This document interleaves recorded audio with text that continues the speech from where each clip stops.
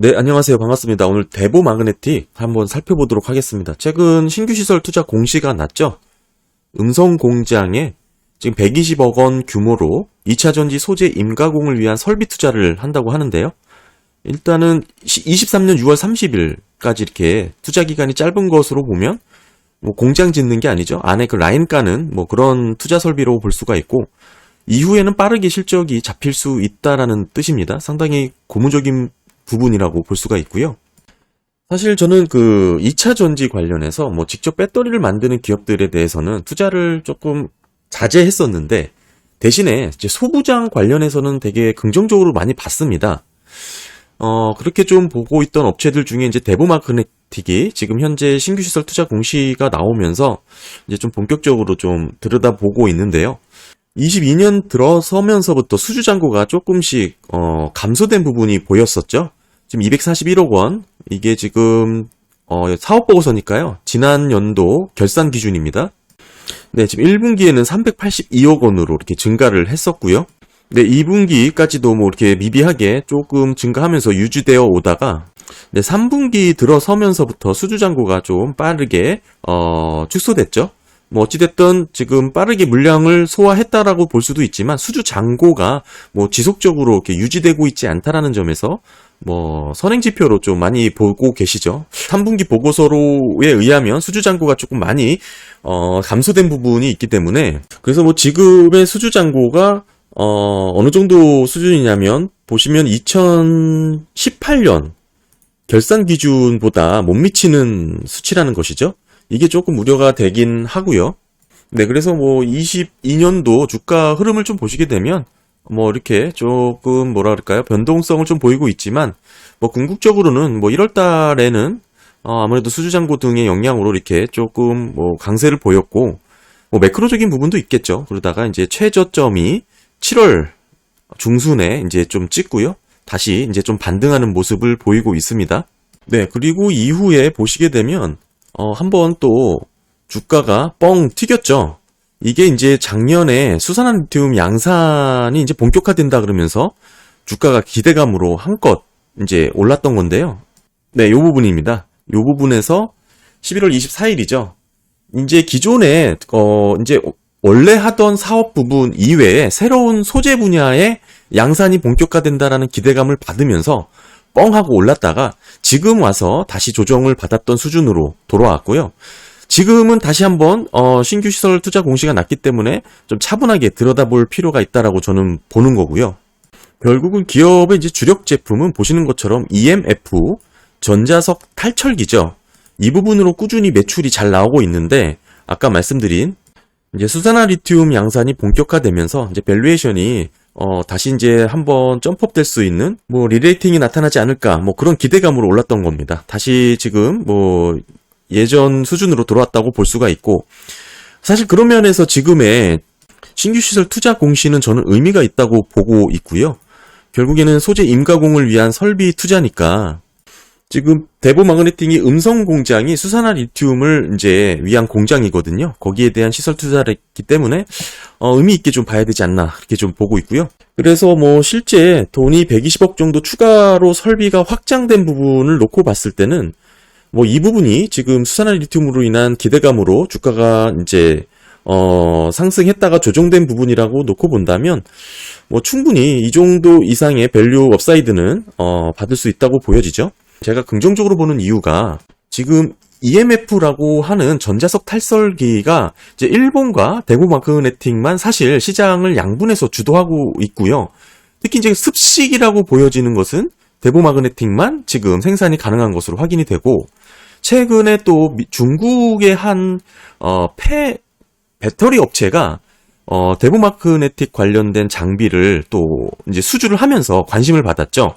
궁극적으로는 폐배터리 공장 과정에도 대보 마그네틱의 EMF가 사용되는 거 아니냐라면서 시장의 확대 가능성이 다시 한번 기대감을 받기도 했었고요. 뭐 물론 이렇게 긍정적인 내용이 많다 보니까 시장에서의 밸류가 뭐 그렇게 낮지는 않습니다. 지금 뭐 확정 PR로 30배 정도 받고 있고, 지금 뭐 12개월 포워드로 한 20배, 18배 정도로 확인이 되거든요. 그러니까 지금 결국에는 이 정도 수준에서 박스권을 유지하는 것은 기존 EMF의 실적이고, 이 한 단계 리레이팅을 보일 수 있다라는 것은 수산화 리튬 사업에 대한 영역인데, 지금 나온 공시를 통해서 뭐 시설 확대가 이루어지면 어느 정도 긍정적으로 뭐 숫자로 잡히지 않을까 하는 기대감이 조금 보여집니다.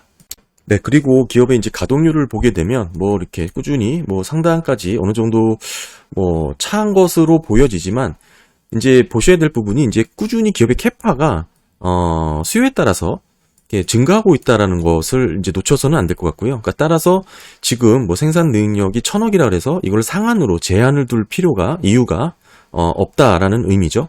결국 궁극적으로 기업이 추구하는 이제 사업 비즈니스 모델이 구축해서 시설 캐패스 투자를 해서 빠르게 숫자를 올릴 수 있을 만한, 그리고 리타임이 짧은 특성을 보이고 있다라고 추정할 수 있는 부분이죠.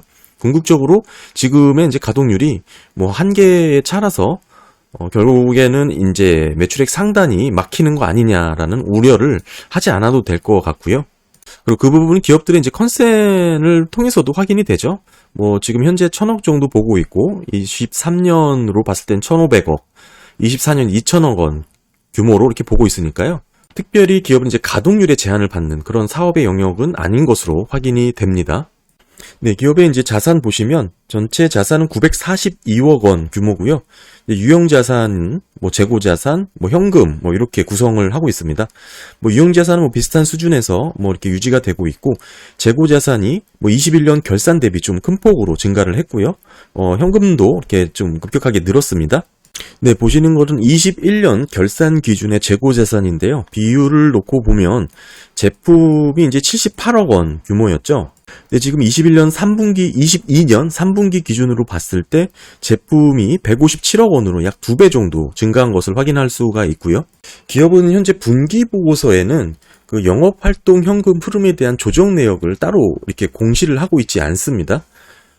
이제 우리나라도 이제 좀 이게 바뀌어야 될 것 같긴 한데, 뭐 앞으로 조금씩 계속 표준화되고 있다고는 하니까요. 뭐 앞으로는 이제 분기 보고서도 뭐 사업 보고서에 준할 정도로 이렇게 좀 디테일하게 공시를 할 것으로 보여지지만, 일단은 확인해야 되시게 당기 순이익이 135억 원이었죠. 근데 이제 영업으로 인한 지금 가감을 보시게 되면 126억 원이 마이너스로 잡혔어요. 결국 당기 순이익으로 벌어들인 135억의 대부분을 그 지금 운전자본의 변동에서 다 차감됐다라는 의미죠. 그러니까 실질적으로 56억 원을 벌어들인 현금은 지금 보시는 것처럼 뭐 사실 감가상각비 등이 이제 다시 이제 플러스로 잡혀서 뭐 인식된 것으로 볼 수가 있고요. 그 말은 사실상 지금의 당기순이익은 어찌 보면 지금 아까 기업의 이제 제품단에서 재고자산이 급격하게 증가했던 부분으로 추인을 해보면 재고자산의 급격한 증가로 인한 영업이익이 이제 이렇게 좀 잡힌 것으로 좀 보여집니다. 물론 정확한 것은 연도별 사업보고서에 이제 주석을 내역을 확인해 봐야 되겠지만, 지금 충분히 그 정도로 이제 유추해 볼 수가 있고요. 뭐 그래서 이제 현금이 늘어난 부분도 좀 살펴보면, 뭐 단기 순이익에서 뭐 이렇게 운전자본의 변동으로 차감이 됐지만, 지금 아까 말씀드린 대로 감가상각비가 이제 다시 반영이 돼서 한 56억 정도로 현금을 잡았고요. 이제 투자활동에 이제 좀 처분이 있었죠. 이게 플러스는 처분으로 봐야 되니까, 뭐 보시게 되면 단기 금융 상품을 좀 팔면서 그 뭐 사고 팔면서 뭐 결국에는 한 요 부분에서 차익이 좀 남은 것으로 보여지고, 이제 재무로도 좀 조달이 됐죠.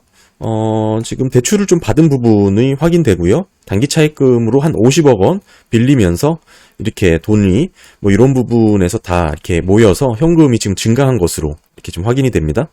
뭐 일단은 기업의 이제 제가 기업을 이제 긍정적으로 보는 이유는 이제 고객사죠. 이제 결국에는 이제 배터리 업체라든지 삼성 SDI, 뭐 LG원, 뭐 에코프로비엠 등등 해서 이제는 뭐 중국의 뭐 YBD라든지 뭐 CATL이라든지 뭐 테슬라라든지 뭐 다양하게 지금 2차 전지 관련해서 그 확장할 수 있는 여력이 크다는 점에 이제 장점이 있고, 또 하나는 아까 신규 시설 투자 공시를 통해서 살펴봤듯이 뭐 수산화 리튬에 대한 새로운 뭐 매출에 대한 기대감, 또 뭐 충분히 뭐 기업을 긍정적으로 볼 수 있는 주요 요인이라고 봅니다. 더불어서 이제 조금 단점으로 볼 수 있는 부분이 아까 말씀드린 수주 잔고가 좀 급격하게 좀 축소된 부분, 감소된 부분이 하나 있었고요.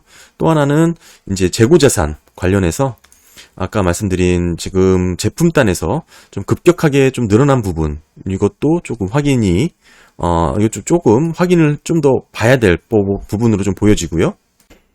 그래서 이번 4분기, 지금 22년 결산 보고서가 이제 나오는 걸 좀 보면서, 제품이나 재고자산의 비중이 좀 어느 정도 조정이 되는지, 또 수주잔고에 대한 부분이 어느 정도 좀 회복이 되는지를 좀 체크하고 진입을 하는 것도 나쁘지 않다고 보여지고요. 물론 지금 기업에 이제 갖고 있는 비즈니스 모델 자체는 상당히 긍정적이라고 봅니다. 제가 2차전지 전반적으로 되게 조금 부정적인 뷰를 갖고 있는 사람임에도 불구하고 역시 이제 소부장에 대한 그런 그 확장성만큼은 대보 마그네틱이 가장 밸류 업사이드가 받을 만하다라고 저는 평가를 하고 있는데, 다만 지금 당분간 그렇게 주가가 빠르게 이렇게 반등의 모습을 보여주기에는 그렇게 큰 모멘텀이 지금 당장에는 보이지 않는다는 것에 있죠. 그러니까 조금 22년 결산, 아까 제가 말씀드린 재고자산과 수주잔고 부분 조금 더 체크하고 좀 보는 게 낫지 않나 이렇게 좀 보여지고요. 기업의 이제 가치라든지 기업의 이제 비즈니스 모델에서는 충분히 더 이상 의심할 나위 없이 좋다고 생각을 합니다. 그런 부분에서 이렇게 요 부분이 아까 수산화 리튬 관련된 신사업 양산 확대, 또 엎불어서 에코프로 관련된 또 수주 영향이라고 보여지고 있거든요. 그러니까 이런 부분에서 또 한번 다양한 이렇게 기대감을 충분히 노려볼 수 있는 종목으로 평가를 합니다. 그래서 지금 좀 쉽게 말씀드리면 기업의 이제 주력 제품이죠. EMF의 이제 대당 가격을 대충 계산해보면 한 6천만 원 정도가 되거든요. 그러니까 지금 예를 들어서 1,500대 만들 수 있다 그러면 한 1,000억 정도 지금 기존의 사업 영역, 즉 EMF에서 발생을 할 수 있는 것이고, 이번에 최근 확인된 음성 공장 캐펙스 투자로 관련해서 또 추가 업사이드가 가능하다는 건데, 지금 120억 원 정도의 투자금을 써서 글쎄요, 이제 어느 정도 매출의 증가를 기대할지는 모르겠지만 보통 한 2배 정도 기대를 할 수 있으니까 한 200억 정도 보겠죠. 근데 이게 지금 종료 시점이 6월 말이라는 점을 놓고 보면 결국에는 23년이죠. 예, 23년 기준으로 봤을 때는 한 1,000억에서 1,200억 정도로 볼 수가 있는 것이죠.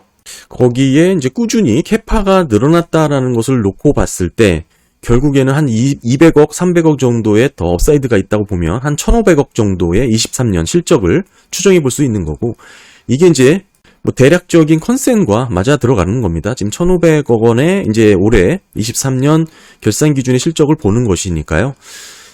지금 그렇게 놓고 봤을 때 18배의 P는 글쎄요, 충분히 매력적인 지금 가격대라고 보여지고, 어느 정도 기업의 이제 경영 환경에 대해서는 이제 살펴봤으니까 기업의 이제 펀더멘털이라든지 재무 상황을 통해서 이렇게 기업의 업사이드를 기다릴 만한지, 안정적으로 편안하게 기다릴 만한지 한번 살펴보겠습니다. 기업의 이제 부채입니다. 총 부채는 230억 원 규모고요. 부채 외형으로만 보면 한 32%밖에 되지 않기 때문에 상당히 부채가 없는 모습이죠. 게다가 이제 지금의 이제 특별한 기업의 이제 금융부채라고 볼 만한 것은 따로 없고, 이제 기타 유동부채에 포함되어 있을 수 있는데요. 아까 현금 흐름에서 살펴봤듯이 단기 차입에 대한 부분 50억 정도를 확인했었죠. 그 부분만 좀 체크를 해보면 좋은데, 마찬가지로 주석에 있어서 조금 자세하게 지금 설명을 해놓진 않습니다. 이제 표준화된 것으로 이제 좀 개정이 돼야 될 것 같고, 결국에는 이제 공정가치 부분에서 좀 살펴보면 차입금 유동 부분에서 지금 50억 원 지금 새로 생긴 게 확인이 되죠. 아까 현금 흐름에서 확인했던 부분과 일치하고요. 결국에는 차입금 금융비용이 50억 원 수준이라는 것이고요. 그렇게 놓고 봤을 때 기업의 외형과 규모로 봤을 때는 크게 무리가 되지 않는 그런 지금 금융비용이다라고 추정을 할 수 있습니다. 사실상 지금 900 거의 1,000억 규모의 기업이 부채, 그러니까 실질 이자를 납부하는 부채가 50억밖에 되지 않는다는 거고, 그 50억으로 빌린 자금도 아까 확인했듯이 결국엔 기업의 이제 이런 투자 관련해서 충분히 운영 자금으로 사용될 가능성도 있기 때문에 글쎄요, 지금의 재무 전략은 상당히 우수하다고 평가할 수 있겠죠. 네, 다음은 기업의 자본입니다. 총 자본은 713억 원 규모고요. 보시는 것처럼 뭐 기타 불이익 자본, 이 안에는 뭐 주식 발행 초과금이 대부분일 테고, 이제 그동안 기업이 이제 주식을 통해서 이제 사업을 운영했던 것을 추정해 볼 수 있고, 뭐 상장하면서 뭐 신주를 발행하면서 생긴 부분도 있고요. 기업의 이제 증자 현황을 쭉 보시게 되면 뭐 주식 매수 선택권, 뭐 스탁 옵션이죠. 스탁 옵션 관련해서도 이렇게 좀 행사한 부분이 많았던 것으로 보여지고, 뭐 전환권 행사, 뭐 CB나 BW도 뭐 CB가 있었을 것으로 보여지고요. 그래서 주식 매수 선택권 스톡옵션을 좀 살펴보면, 꽤 물량이 좀 많이 있죠. 뭐 정갑 참님, 임원분들 해서 뭐 이렇게 좀 확인이 되고요. 15만 주 정도 미 행사 수량이 확인이 되고, 뭐 합산하게 되면 한 20만 주 정도 넉넉하게 되겠죠. 뭐 이렇게 봤을 때 5만 원도 있네요. 이 3,400원. 와, 이때 받으신 분은 뭐 상당히 지금 엄청난 수익을 보셨을 것이라고 보여지고, 주식 수로 놓고 비교를 해보면 그렇게 크게 뭐 부담이 되는 수준은 아닙니다. 참고로 기업이 이제 주식이 늘어날 만한 오버행 이슈는 종류주는 이제 따로 없고요. 지금 현재 뭐 CBBW 뭐 관련해서는 뭐 따로 확인이 되고 있지 않고, 어떤 뭐 스톡 옵션만 지금 일부 확인됩니다. 뭐 궁극적으로는 이익 잉여금이 꾸준히 추적돼서 지금 뭐 300억 원 가깝게 잡히고 있는 기업이기 때문에 상당히 건실한 기업이다라고 볼 수가 있고, 더불어서 지금 자본금, 전체 자본 대비 자본금의 비율이 현격히 적습니다. 뭐 앞으로 추가 확대나 뭐 재무 전략을 위해서라도 뭐 차입금 뭐를 고면한다면 충분히 지금 이렇게 잡혀 있는 주식 발행 초과금을 이쪽으로 넘기는, 뭐 한마디로 이제 무상증자죠.